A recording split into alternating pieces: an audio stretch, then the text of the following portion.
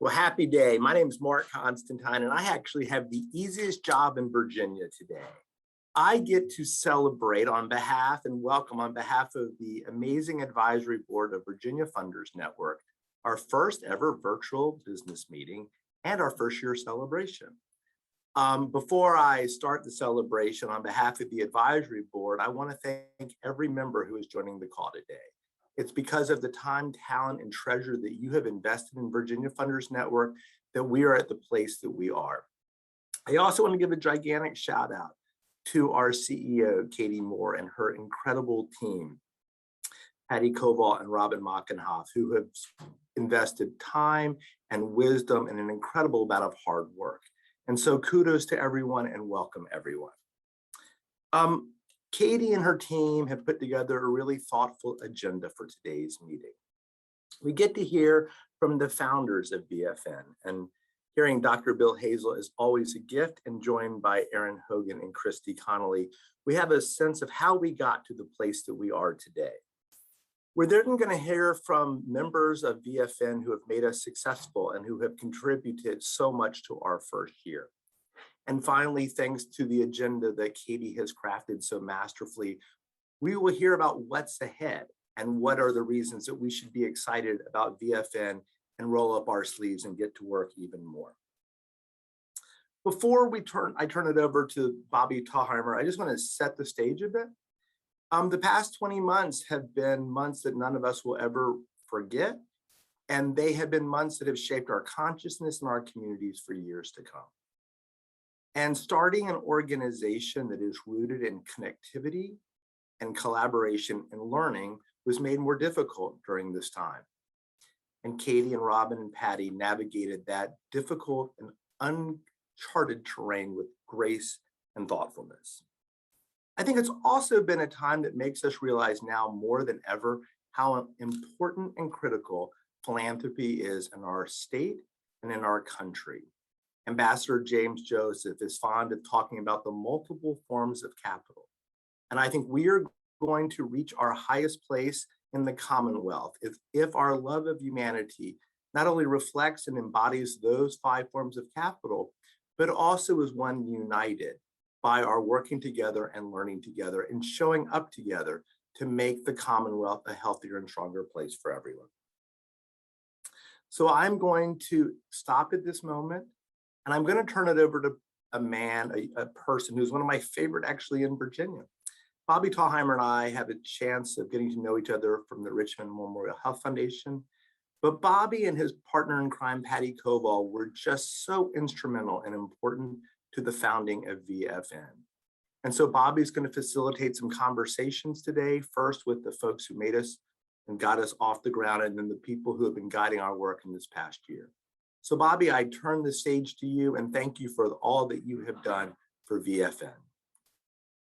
Mark, thank you so much for that. I appreciate your kind words, and thank you particularly for everything that you and the Richmond Memorial Health Foundation have done to make this organization a resounding success in its first year.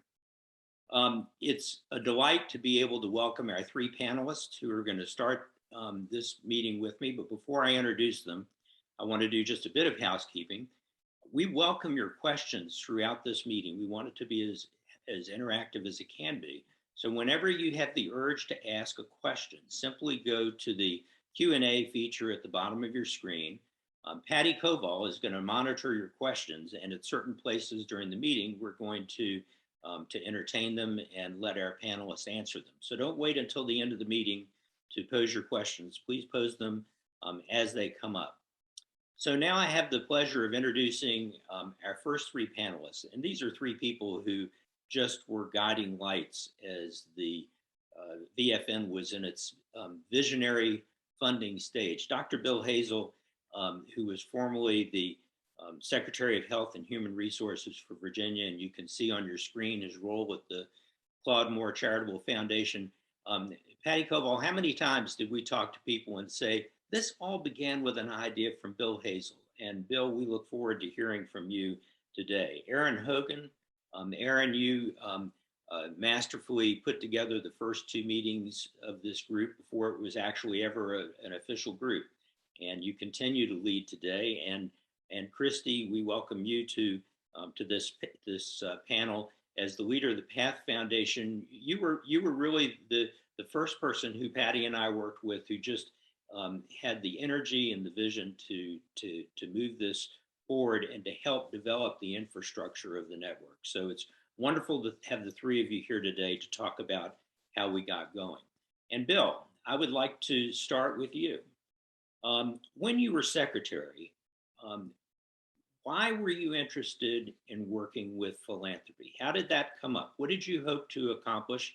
And in building relationships with funders across the state? Hold it here, Mark. I'm getting my, there we go. Well, thank you, Bobby. Appreciate it.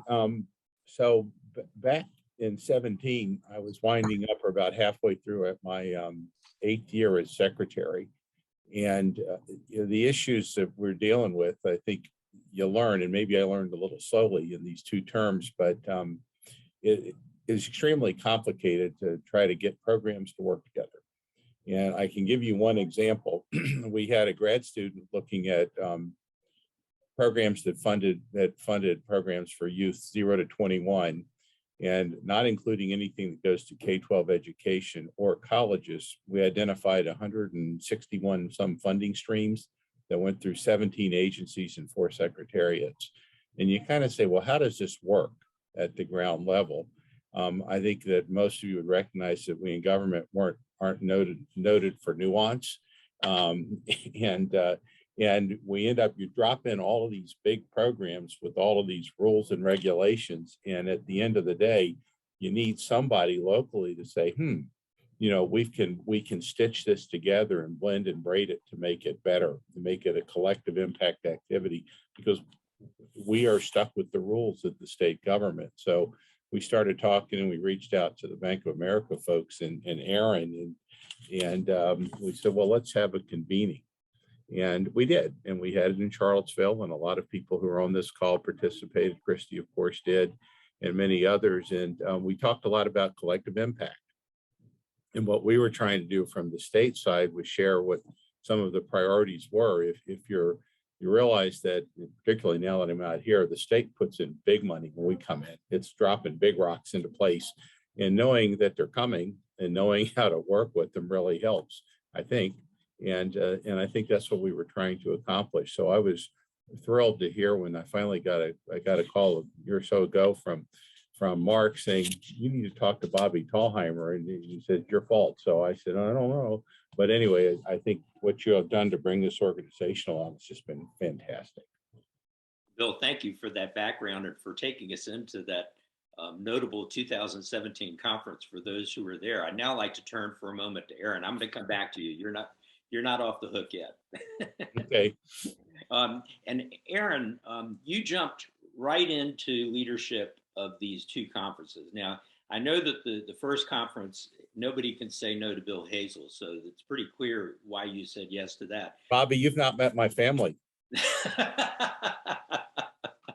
Well, if you want to adopt any of us, Bill, I'm sure we'd be glad to give you some pushback, barring that. So as you went from 2017 to 2019, tell us a little bit about the energy and how those two conferences were different and how you moved from one to the other. Aaron? Yeah, thank you, Bobby, and thanks really so much. You know, Mark, Katie, Patty, Christy, Bill. Really, it's so great to be here together in this community. And I've come to call you all my friends as well as my colleagues, and now we're founders. So wow, Katie, thank you for my pin. It arrived just in time, so I want to make sure everybody can see this. It's really interesting to reflect on how far we've come since 2017. In fact, I really all started with a phone call. I had a colleague who had reached out to me. I was relatively new at the bank, really leading our philanthropic practice for the Mid-Atlantic region, and live in Virginia, and have always been really just an incredible supporter and big fan of the work of so many folks here. But my colleague said, there's this guy in Richmond, you need to talk to him because he's pulling all the funders together, and everybody's saying, Oh, gee, that's really interesting. What are you doing? Well, I think I want to learn more about that. Oh, and also we've got these government plans and we're trying to really, figure out how we can all work together. So, a week later, I was in Bill's office and he had this incredible outline and it had names of so many folks here written on there already. So everybody was really in and excited. And I've been in this space for my whole career. I've been so fortunate to really work with individuals and families. And I just believe so powerfully in convening, especially when there's so many things that we don't know what's worked and what's not worked. What have we not even thought about? And that's really kind of how it all came together. I think, Bill, nobody can say no to Bill. We were on the phone every day. Literally within the span of 6 weeks, we had planned this first summit and we were in Charlottesville. And I'll never forget the statistics: 2 days, 39 speakers, 200 plus participants. And out of that event so energized and excited and just grateful to have met so many new people. It really just kept going and going over the next 2 years. I got a phone call from the incredible Elliot Haskell and Kelly Chopis at Robbins Foundation not too long after that and said, "Hey, what do you think about maybe doing this again? Because people keep calling and asking when we're going to do this again." So in Richmond, we really got back together, and that was really an important opportunity for everyone to think really intentionally about this notion of what's possible if we actually created a community in Virginia for funders to learn and to network and to just be more effective together. So I'm so grateful for everybody really who has been on this journey. And Mark, you're right. Last year was one of the moments where I looked back and reflected as a funder, working with so many other funders and working with another PSO nationally, the National Center for Family Philanthropy. It's another area where I sit on a board.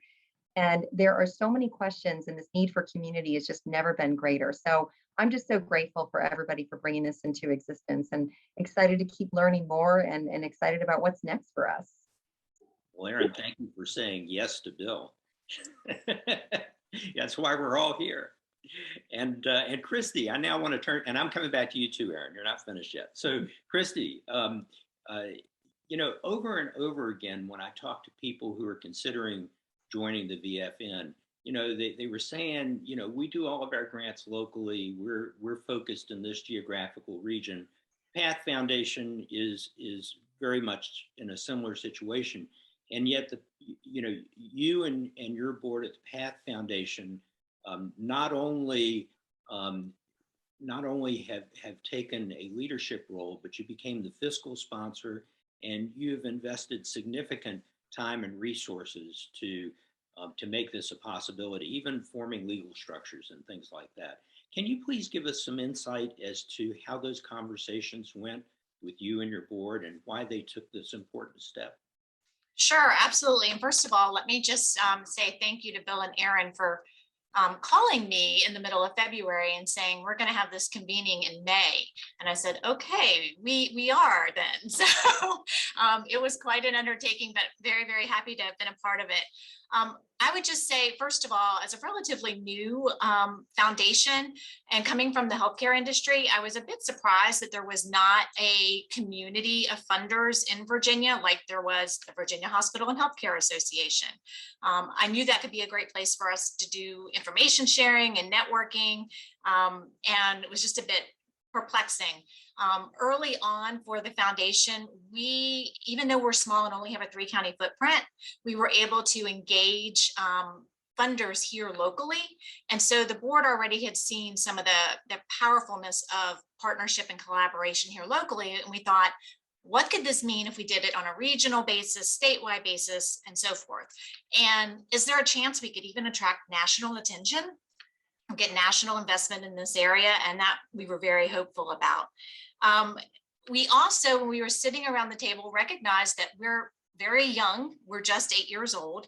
And the people who are sitting around the table with us are just so brilliant and bright in the philanthropic space. And we knew that they were going to be bringing their subject matter expertise and knowledge. And we wanted to know how, or think about how could we meaningfully contribute. And here in our footprint, we have done a lot in the space of capacity building. We brought the Center for Nonprofit Excellence to our community, added a volunteer hub, Community Link, which you can think of as a 411 on steroids, had meeting space, office space. And so we were kind of providing some backbone support for our nonprofit sector. And this seemed like a natural extension to what we were doing in our nonprofit space for the funders in the area. Further, we went ahead and established PATH Partnerships, which is a public charity affiliate of the PATH Foundation.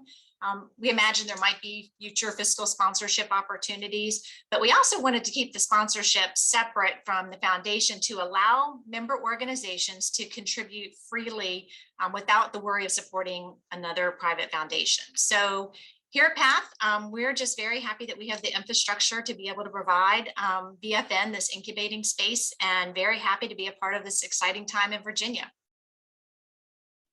We feel lucky to have you and your board's support and energy giving us the backbone for this organization. And I'll be back to you as well. Patty, let me stop at this point and see, have you received any questions from our audience? Nope, lots of good chat going on, but no questions yet. All right, we'll keep the chat coming and think of the questions too. And I'm going to go back to Bill. Bill, you had to have seen, as I did this morning in the paper, the billions of dollars that are coming into the state budget. I think the number was like $13 billion over 3 years. And they're coming in for the American Rescue Plan, and the state is putting up its own money, $1 billion for broadband access. There's just a lot of money that's coming through the state government right now. Can you tell us how this impacts the vision as you see it for why philanthropy and state government should be participating closely together? Absolutely, Bobby.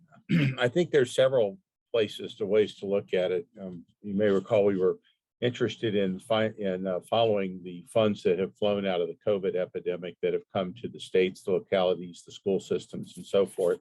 The first thing is to recognize that this is one-time money, and we have 3 years. It's not like 2009 where they had to have shovel-ready projects. Shovel-ready then meant for the highway system that we were paving a lot of things that existed. We weren't creating new, better things. And the first piece of it is knowing that these resources are coming in one time, and knowing that many will be used to cover existing needs, salaries, infrastructure, broadband, things like that. It seemed that we needed to be able to be at the table to say, all right, there are other things out here that we can use this money for in a constructive fashion to build a one-time investments, to begin to build the infrastructure going forward, to do whatever it is that you want to do in your community. So knowing about it was really important in participating. We think right now that consultants tell me there's still $700 billion of unappropriated or unallocated funds in Washington now. So despite everything that's come through, there's still a lot of money at the federal level where the rules are being written and so forth. So as we worked at Claude Moore with one of our localities, we've come to find out that it's, our nonprofit world is not ready to do federal grants. The complexity, the potential for having to wear orange one day when you don't look in orange discourages people from applying. And so we're trying to figure out how we can actually begin to take advantage of these funds and so forth to bring them in. The other piece I think that's concerning is that with one-time money, oftentimes programs get started and the money runs out.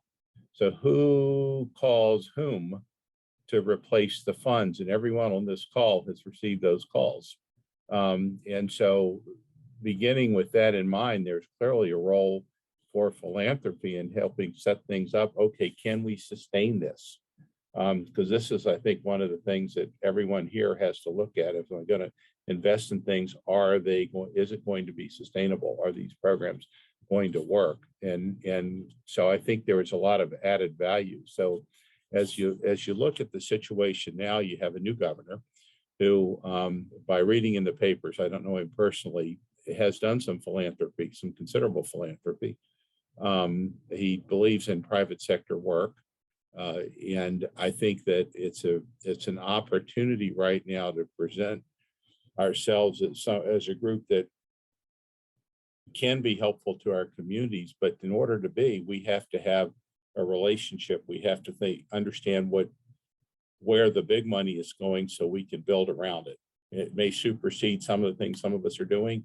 We may have to adapt. We can adapt probably more easily than they can. So I think the opportunity to think about how we liaison with the governor's office on a regular basis is important. I think understanding that the General Assembly is still divided. The Senate is still Democrat. The House appears it's going to be Republican. I think what this group can do is offer us information on what is happening in the budget cycle, what is changing, so we can be there to pick up the pieces when those programs don't necessarily, well, let's put it this way, where they have unintended consequences. Bill, you have talked before about the idea that there should be a representative for philanthropy in the governor's office. Just thinking for a moment, this is kind of off script, but it is. This is not my talking point, so you're going to perhaps trouble. Perhaps this is an opportunity for us in the coming year to reach out early to the governor and to make sure he has an understanding of the role that philanthropy can play long term in the initiatives that the government gets started in these critical high dollar years. Yeah, I think that is true. I realize that in my two terms as secretary, one or two of the cabinet officers at that time had been engaged in philanthropy at a reasonably large scale, and everyone does their donations. But I don't really think that was an understanding of the power of synergy with philanthropy. And I think too, when you look at government, when you're wearing the hat of government, and unfortunately, unlike this year, every year I was secretary, I had to find budget cuts except one. And we didn't have new money to spend, so we had to offset anything new. So we were constantly looking at moving things around. And so we have all these organizations that are nonprofits, but your responsibility in government is to your own agency. So those things that are nice to do, but not in the control of your secretariat, are likely to be the ones that get left behind in bad situations. And we are flush now, it appears, but that won't stay that way. We need to be conscious of what happens as that money gets spent. Well, thank you for giving us some extra detail on that. Aaron, back to you. Having run two conferences now, you have voluntarily taken on the job of running the VFN's first ever in-person conference next spring. Can you give us a little peek ahead and tell us? You can do it.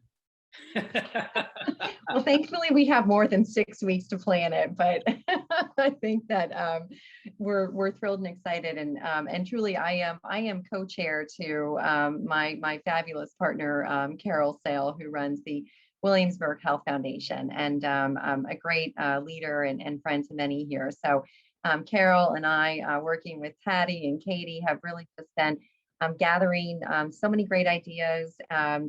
This conversation right now is giving me even more ideas, but we are thrilled and excited to say that we are going to have an in-person conference. This will be the first in-person conference for Virginia Funders Network as a new organization. So save the date, everybody, May 3rd and 4th, 2022 in Williamsburg, Virginia. We are going to be at the beautiful Kings Mill Resort. I have not been there myself, but I hear it is lovely.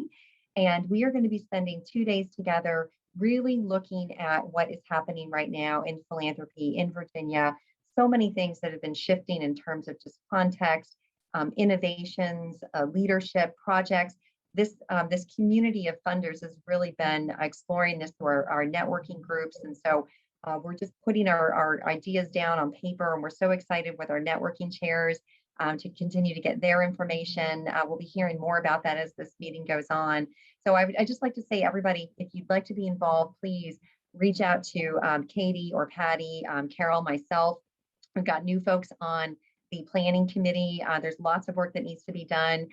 Sessions will be being organized. We might have a philanthropy liaison who in the governor's office. We don't know. So we're really just kind of getting it out there. So all are welcome. And I just want to say thank you to our early sponsors who have already signed up to provide some support for the conference. So in addition to Bank of America, I'm grateful to our friends at Williamsburg Health Foundation. Thank you, Carol, Dominion Energy, and Northern Trust. And so I know that many others have raised their hands. There's lots of opportunities for sponsorship still out there. So not to worry, we would happily have those conversations. And please just reach out if you'd like to get involved. There's going to be more information coming about registrations. And we will see everybody in May of 2022. That sounds absolutely too good to be true. It's awesome. In-person conference. Thank you so much, Aaron, for your leadership and for Bank of America's leadership in this network.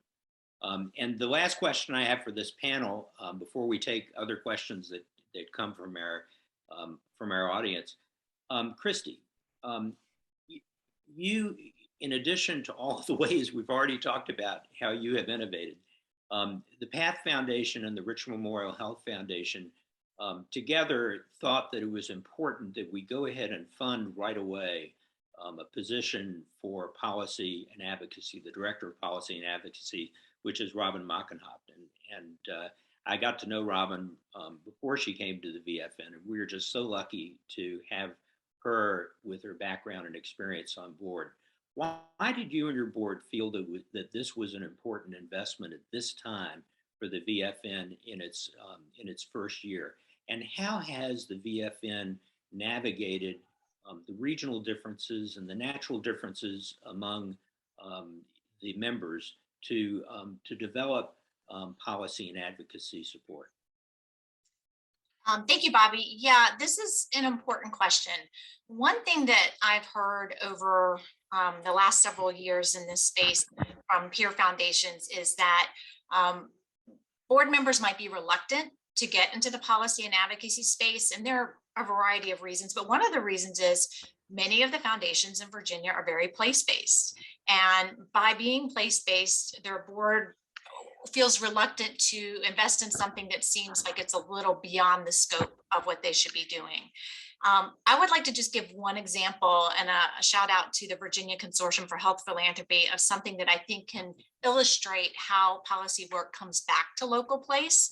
So in 2019, several health legacy foundations came together, again, the Virginia Consortium for Health Philanthropy, to fund the Virginia Health Catalyst as it sought to encourage policy change that would provide an adult Medicaid dental health benefit.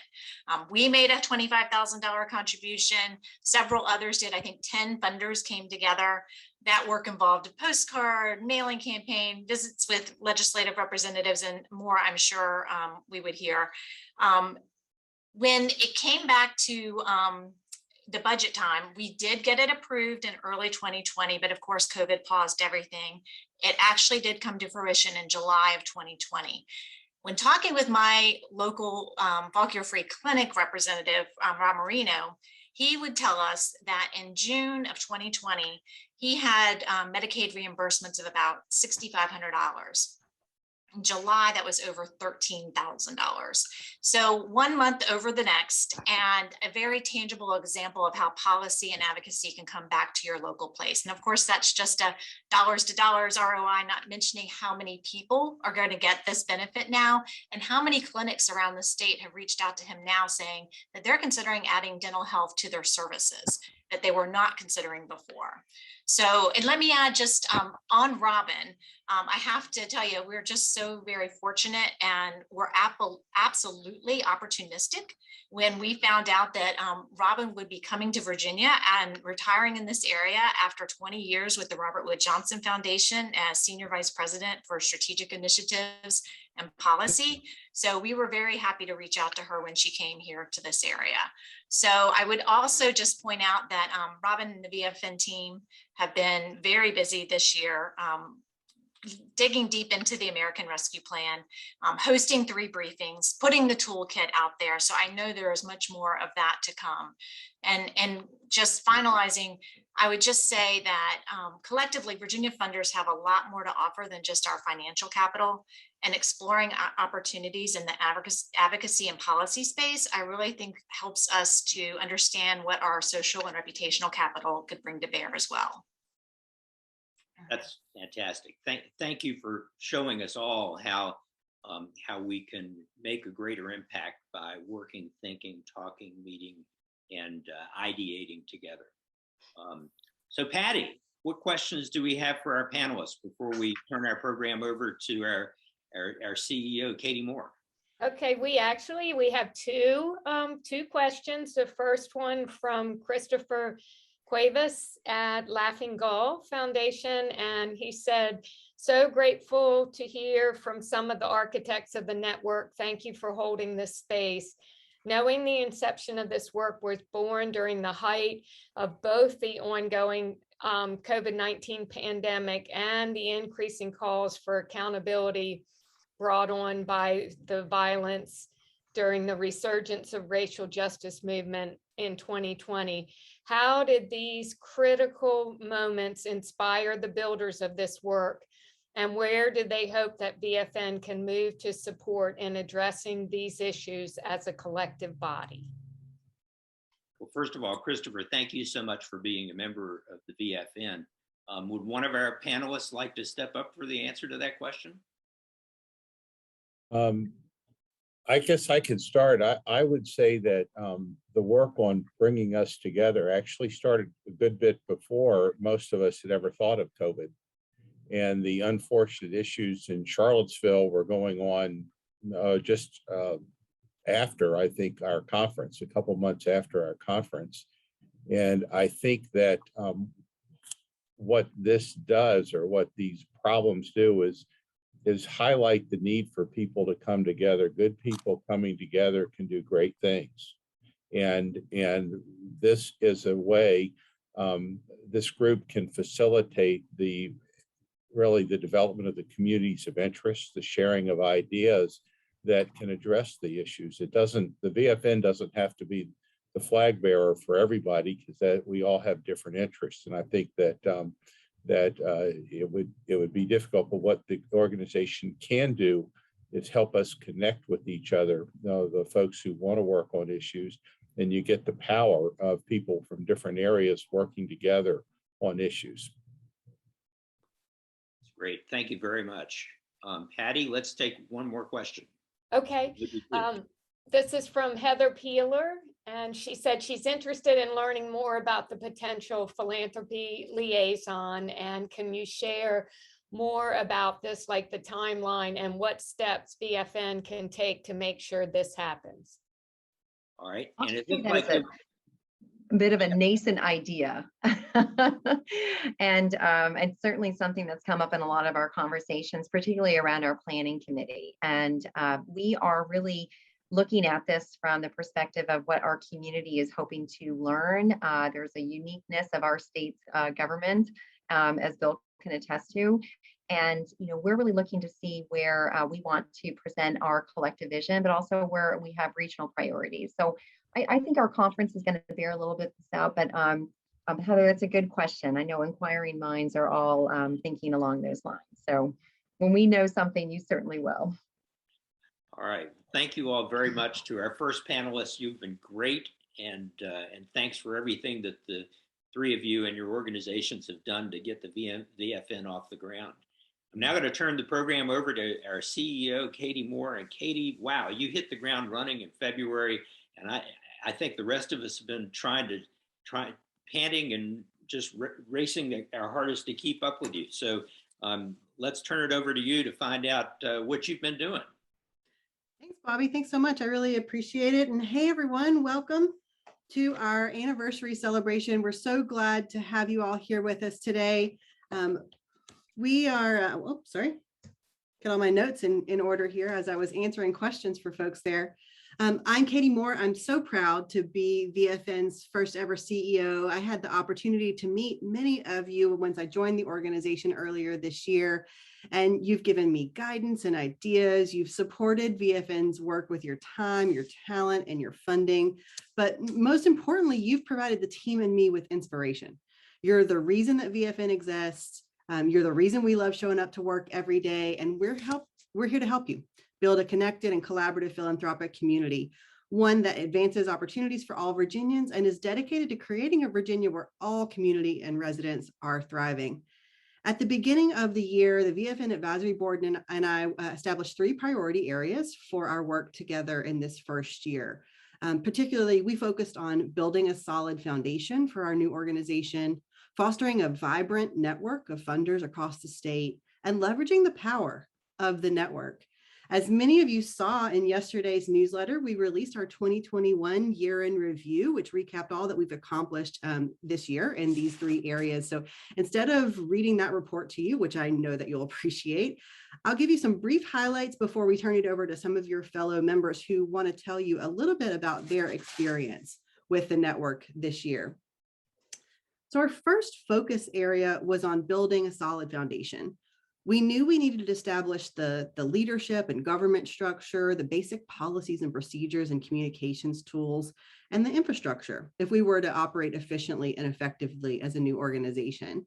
So I'm really proud to announce that we now have an incredible 18-member advisory board that represents Virginia's diverse region and reflects our state's robust philanthropic community. We have 2 full-time staff members and a fabulous stable of consultants and vendors who are supporting our work. We have 10 co-chairs of networking groups and many more members who have joined committees and planning groups.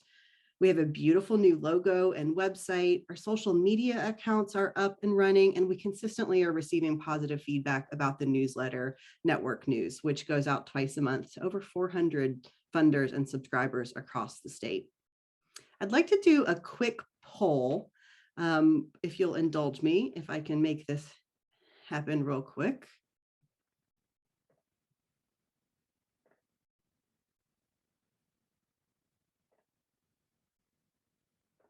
So I want to know how many of those of you on today's call played a leadership role with VFN this year. So were you an advisory board member, a networking group co-chair, a committee member, a speaker or panelist for one of our 20 events, or some other way that you supported VFN and our team this year?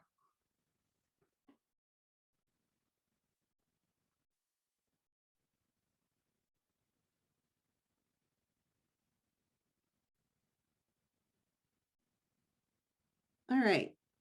Thanks, everybody. So you can see here, we had over 31 folks that were responded here. Lots of activity, and we crunched a few numbers before today's session. And over the course of this year, members filled more than 65 volunteer leadership roles with VFN. We could not do this work without you. Patty and I are so appreciative of all the heavy lifting that you are doing as members and the feedback and input that you're giving us. So thank you so much. Okay, thanks for that. Our second area of focus this year was on fostering a vibrant network.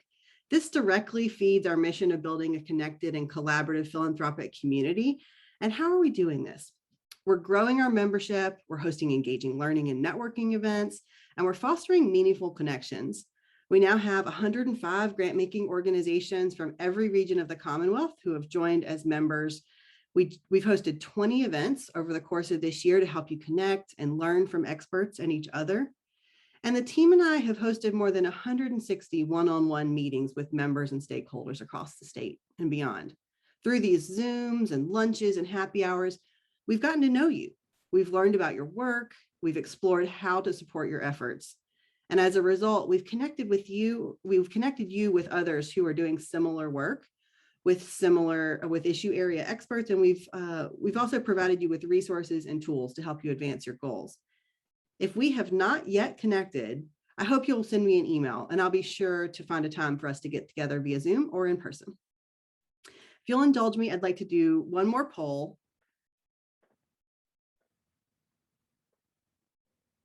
How many events that did you attend this year, either live or by watching the recording after the fact?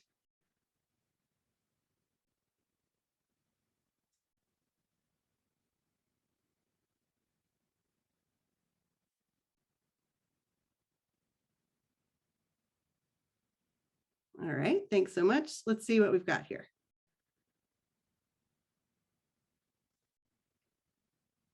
All right.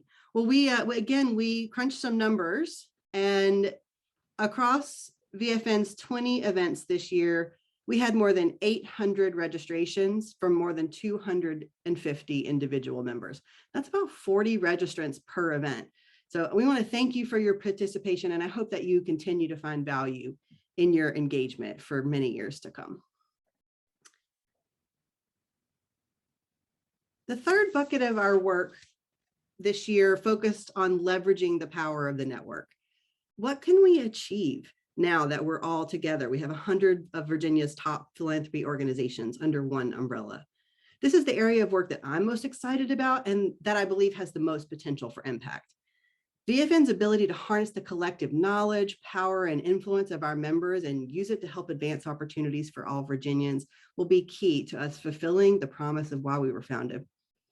While we are still learning our way into this work, we've had the opportunity to illustrate the power of the network in a few ways already this year. One example is around VFN's quick action around the American Rescue Plan Act's $7 billion investment in Virginia this spring. Our staff, with the support of some key influential members like Dr. Hazel, was able to quickly respond to the ARPA opportunity, host multiple briefings for members, and produce a toolkit to help you all leverage ARPA's investments in your local communities. And this fall, following the announcement that the state would be investing $750 million to expand broadband access to all Virginians by 2024, we quickly pulled together experts from the membership to plan and host a learning series for funders. We believe that having access to fast, reliable, and affordable internet is essential for all Virginians. The pandemic has illustrated that broadband access is one of the major equity issues of our time, and that expanding access and affordability directly supports the issue areas that philanthropy cares about most, including education, health, workforce, economic security, and more. We're already planning next steps around this work, and Clark Castile will share a bit more with you in just a minute. And finally, to help our members go beyond dollars and leverage their voice and influence, we hosted 2 learning events highlighting the power and potential of advocacy to advance philanthropy's goals. Helping our members go beyond dollars and leverage government funding and work together to advance opportunities for all Virginians is exactly the kind of work we're looking forward to doing more of in 2022 and beyond.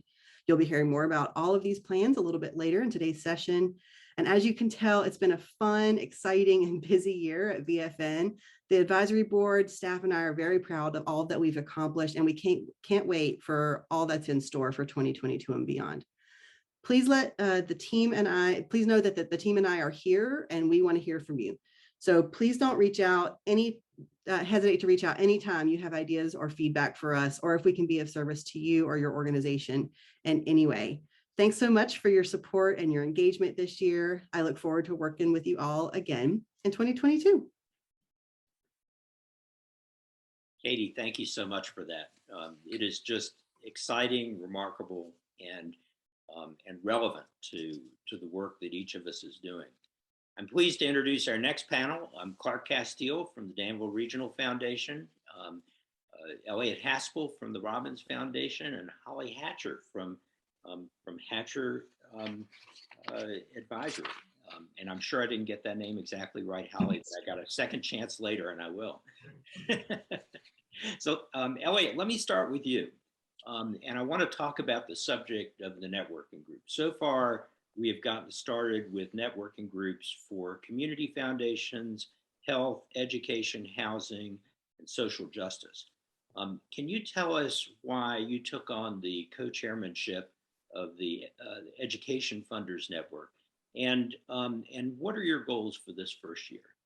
Yeah, absolutely. And let me add my thanks to everyone who's already said that, to everyone who's here and has been part of making BFN a reality. It's pretty incredible to see how full-fledged it's become in such a short time.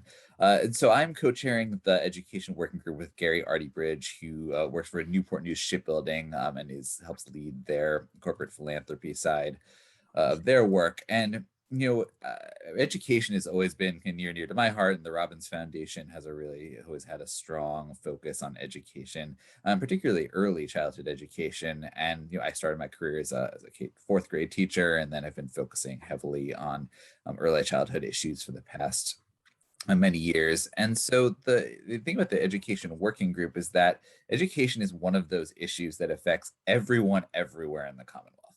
It doesn't matter rural, urban, whatever part of the state, education really matters. It is obviously essential to our economy, is essential to general flourishing of our children and families.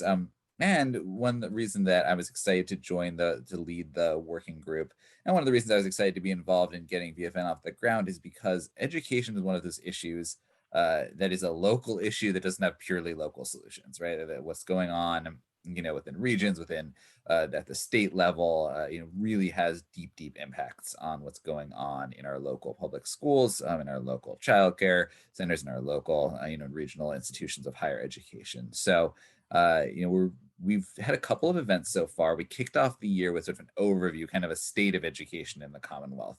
And one of the unique opportunities and challenges of tackling the education working group, I mean, it is a huge set of issues, right? It does go from birth literally to post-secondary, college, and career completion.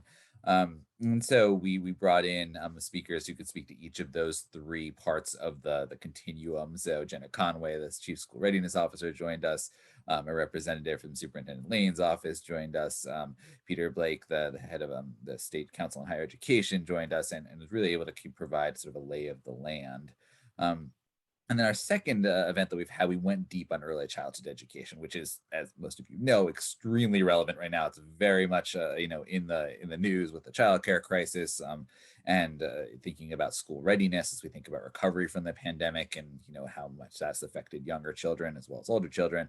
And so we had a panel of folks talking about the early childhood education from around the Commonwealth, and we had a representative from the Virginia Promise Partnership, which is a statewide coalition of a couple dozen nonprofits and other business groups and other types of advocacy organizations present as well.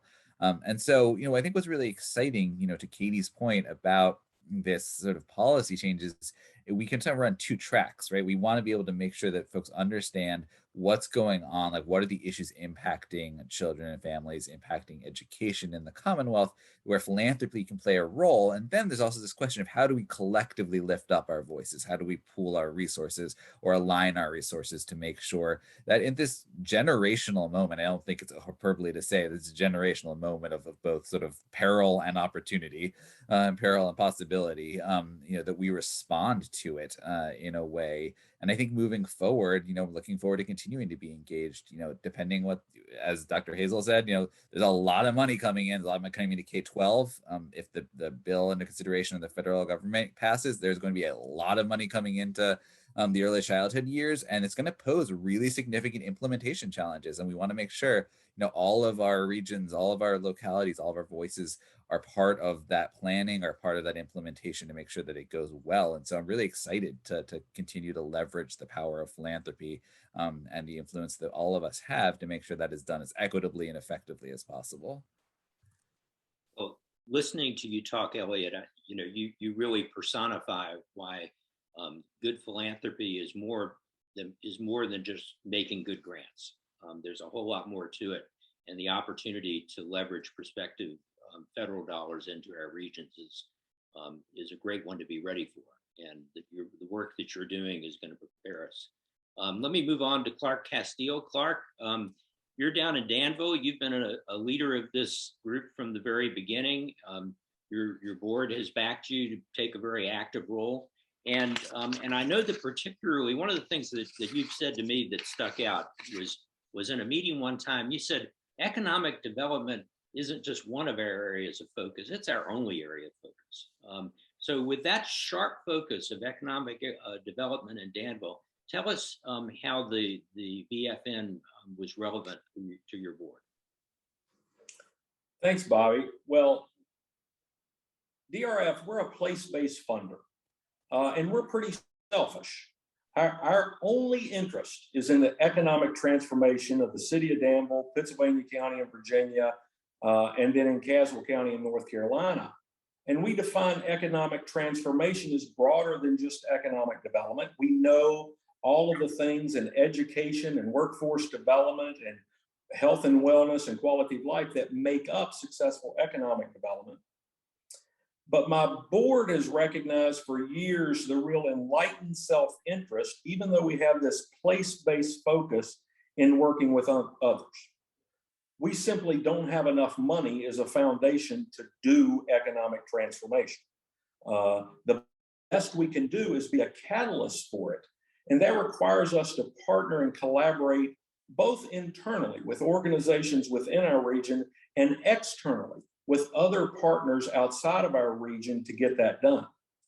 So ultimately, this idea that there was a group of funders working together on statewide policy that would affect our region to engage in shared learning together and to potentially leverage funding from other entities that would ultimately benefit our region, that became the big reason that my board supported our involvement in VFN and our membership.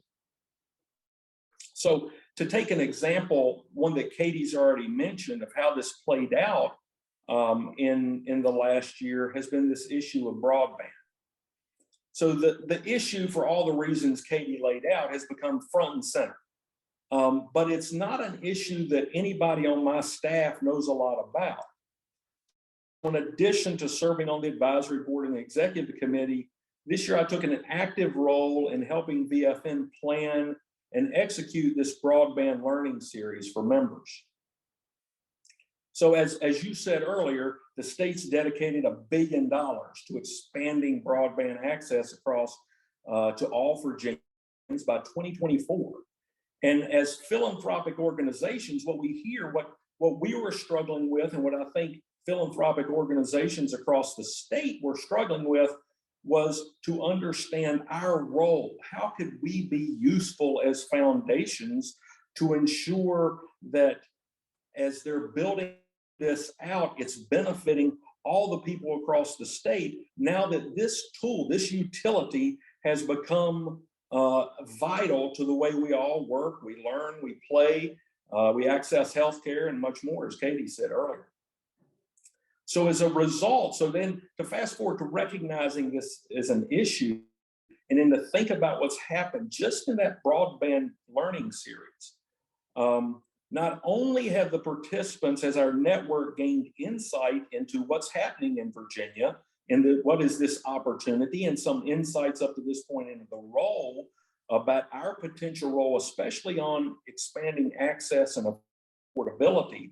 We've also connected with multiple national funders interested in this topic. Folks like the Benton Foundation and the Connect Humanity Fund are interested in seeing how they can help Virginia do this well. We've connected as philanthropy with the governor's chief broadband advisor, and and his team have now joined the network as members. So we have members who in part due to this work increase their investment in VFN this year. So what next? Our broadband planning team is exploring what's next, and we're looking as Virginia starts executing this $1 billion plus investment. We've still got the same question in mind. We're further along, but we're still asking, how can we be useful on doing this well? How can philanthropy be useful? And we're going to continue that conversation with this vast network we've now built because of this learning series. So this is exactly the kind of work when we joined, when I sold this to my board and they agreed, this is the type of work that they were looking for when we started, and I'm really looking forward to see where it all leads. Clark, thank you so much. The broadband issue is one that affects everybody, urban, rural, it doesn't matter. It's the key to any of productive work and productive learning that gets done in Virginia.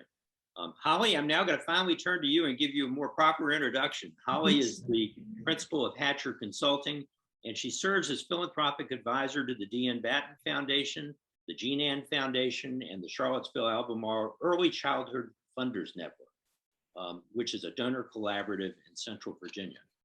Holly, I want to ask you particularly about the Jean Ann Foundation and how the VFN has been relevant to the work that you're doing with them. Sure. Thanks for being or having me here, and congratulations to everyone. It's been amazing to see and be a part of earlier conversations with the network, and then to see where it's gone in the last year, thanks to the hard work of Katie and the team and all of the advisory board members. I began working with the Jean Ann Foundation in 2020. The foundation has been around for a while now, but it wasn't until 2020 that they decided to expand into Southwest Virginia.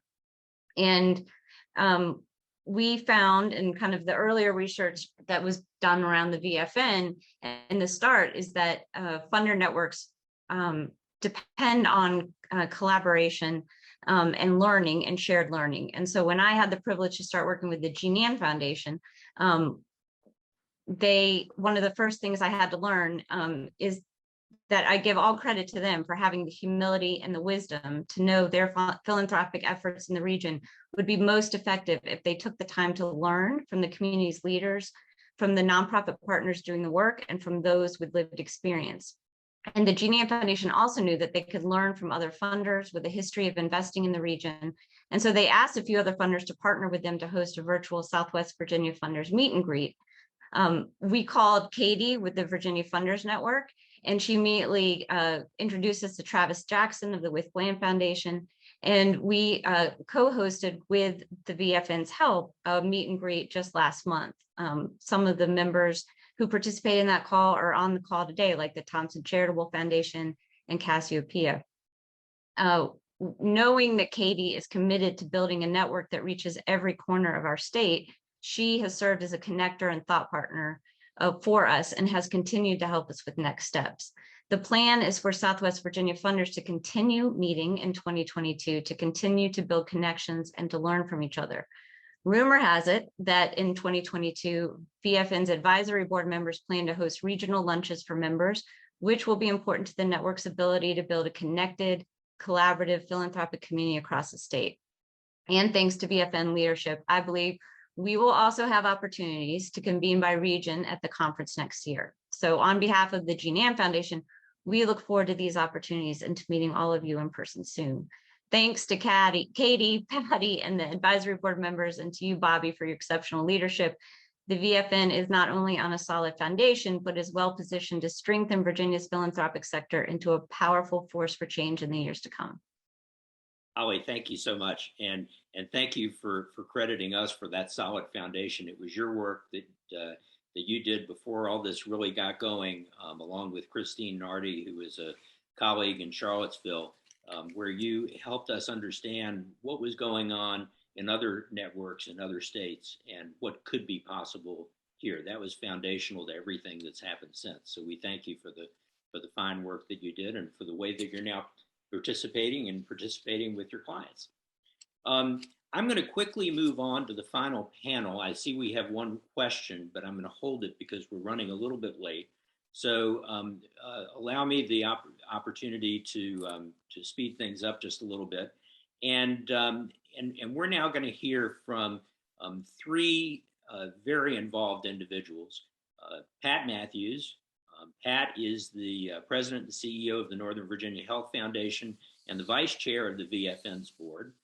Jill Coleman, who is the vice president of programs at the Cameron Foundation in Petersburg, chair of the Sister Fund in Richmond, which is a giving circle, and newly named chair of the VFN's 2022 Strategic Planning Committee. And then finally, Kelly Chopis, who is president and CEO of the Robbins Foundation in Richmond and chair of the VFN's Government Committee. And Pat, I would like to begin with you. In addition to being vice chair of the advisory board, you also agreed to become the chair of the VFN's Program and Policy Committee that's going to launch early next year. Can you tell us a little bit about this committee and what you hope to accomplish through its work? Sure. Thanks, Bobby. The Program and Policy Committee will be comprised of one representative of each of our networking groups and one member at large. As our name suggests, we will be supporting VFN with programming and anything related to public policy or advocacy. Next year is our first year, and during that year, the committee will focus on helping networking groups make connections across silos, utilizing our shared knowledge and expertise, help VFN identify needs, challenges, and opportunities facing the Commonwealth, and designing learning opportunities for members around the areas of greatest interest, and offering advice and guidance to the executive committee and advisory board on strategies for engaging in potential public policy and/or advocacy activities. So as we all know, VFN is still a very young organization. The advisory board and staff are actively discussing what role VFN should play related to policy and advocacy now and into the future. In fact, our board meeting earlier today was focused on this very topic. We want the membership to know that we're devising a strategic, phased approach to this work that will allow our organization to thoughtfully grow into this role. We also want to support our members in engaging with their own policy and advocacy work. Next year, we'll be hosting learning sessions for members to help each of us understand how and why philanthropy can and should be involved with public policy. It will be a continuation of the work we did this year, which just culminated in VFN's publication, The Power and Potential of Policy and Advocacy for Virginia Funders. Haven't seen that document, I urge you to do so. It will be quite helpful to your work. Going beyond grant making and leveraging our individual and collective voices is one of VFN's most promising strategies. We've seen the power of philanthropy's voice in Virginia before. One of the most recent examples is what the Virginia Consortium of Health Philanthropy, which has since become a part of VFN's Health Funders Network, able to achieve around the Medicaid dental benefit. Using data collected by funders, along with funders' voices, was clearly helpful in gaining the support needed to include some level of adult oral health care in the Commonwealth's Medicaid program. That was a win. It took a lot of coordination and a lot of thought, but it worked. Well, Pat, it's wonderful that you led that and were a part of that. I know at the Richmond Memorial Health Foundation, we were also proud to be a part of that work. And boy, did it feel good to get a win in what was our first venturing into that type of engagement as a grant making foundation. So thank you very much for your leadership in this area. Kelly, I'm now going to move on to you and ask you to speak about the governance committee. And with all the work that the Robbins Foundation does in early childhood and so many great things that you're doing in Richmond, I don't know how you've had time to chair this committee this year, but it's had a lot of work to do. Can you fill us in on how you have progressed with the governance of the VFN and what you expect to be the challenges that we're going to be facing in 2022? Of course. Hi, everybody. So yeah, we have been really busy as a committee, and quite frankly, I drew the short straw, so I got to be chair. So this is literally a group of 6 people who worked really hard on all the boring things that happen in the background that everybody on this call knows, right? So in 2021, we had to lift the organization via bylaws, and we had a lot of help from our fiscal sponsor Path Foundation and their legal counsel, Powell Duggan. So we have to shout out to Powell, but like conflict of interest policies and you name it, reviewing committee structures and all the stuff that we all do every day in our daily lives at our own foundations. But I think looking ahead to 2022, we've got 2 big issues, right? We're trying to always keep that pipeline going of organizations and people who are willing to serve, right? To keep this a fresh, relevant group. And we're also looking to diversify our board in particular to better mirror what Virginia looks like across the Commonwealth. And I think those are really big ticket items that are going to take a lot of concerted effort from this group and those contacts in our networks, right? Because it is important that this group continues on and becomes stronger. As Clark said, we all sold this to our boards and talked about the power of our network together and what we could do. And so the key to that power, I think, is the volunteer leadership that we're going to really be struggling to, well, not struggling, that we're going to be very grateful to look for and lead, and at the same time sort of nurture along our pipeline. So that's what we're working on. Well, Kelly, it's interesting to me how this interlinks with some of the earlier discussion about possibly having a representative in the governor's office. You know, you don't get that kind of opportunity unless you've got every region participating, not just in the membership, but doing stuff. Well, I mean, I have to say, this is probably already thought of by Bill Hazel like 5 or 6 years ago when we first started this. Remember, we all were in Charlottesville, and Aaron Hogan. So I wouldn't bet against that they've been planning that the whole entire time. So we're going to be ready. VFN will be ready. Thank you. And Jill, last but not least, Okay. one of the key outcomes of the VFN Executive Committee's retreat last summer was the directive that we should conduct a strategic planning process in 2022. And you have agreed to lead this effort and to join the VFN Advisory Board next year. Why did you and the Cameron Foundation think this was a good investment of your time, and what is the expectation that this committee will accomplish? Well, Bill, I don't think we should talk so much in length about the reason for Cameron and our investment, because the others on the this conversation have mentioned so much about the investment, the collaboration, the power in these numbers, and some of the work that's already happening. And so Cameron is aligned with that thinking. This strategic planning committee, we're starting to form it now, and it'll be comprised of VFN members, and will reflect demographic, geographic, and regional diversity of Virginia and the membership. And our goal really is to design a roadmap for the next few years for VFN, and to make sure it has the significant input from the membership, and that it effectively builds on the mission and the vision statements that were adopted by the advisory board earlier this year. The end game is that we want to ensure that VFN has a clear path forward as it seeks to fulfill its mission of building a connected, collaborative, philanthropic community that advances opportunities for all Virginians. So we're going to be seeking a variety of input from the membership and folks on this in this conversation in terms of your ideas and some of your help as we design and structure this roadmap. And so if you have recommendations around a consultant, please send them to Katie. And we're going to start accepting proposals shortly and interviewing candidates early next year. So we're excited. That sounds very excited. And you know, and I can't have this opportunity without mentioning the Sister Fund. Yes. And that's the good thing about VFN.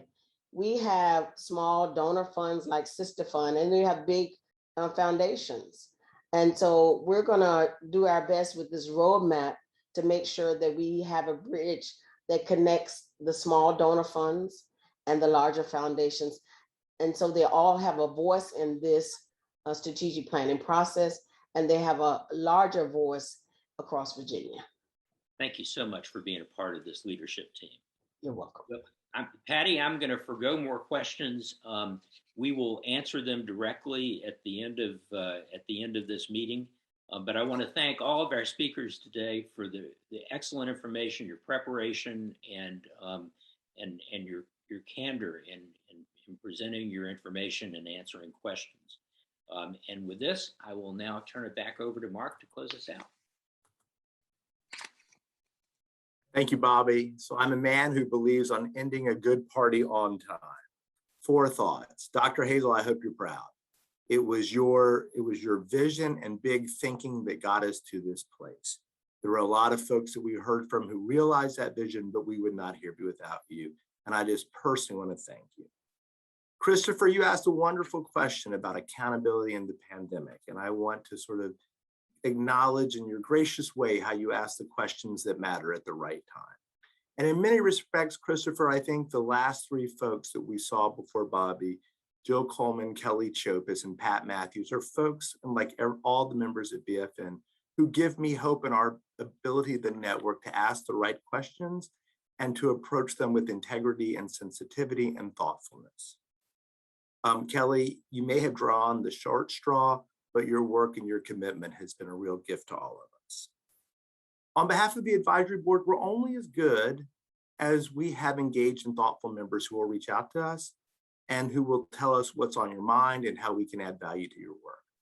So I just wanted to extend that note to everyone who's on this call and ask you to sort of give us your feedback, your ideas, and your good energy. And finally, again, to Katie and to Patty and to Robin, we are much indebted. Your hard work has made today possible. We're behind you, and we want to see you and BFN successful. So with that, happy birthday, go drink some bubbly, eat some cake, and enjoy the afternoon. Bye-bye.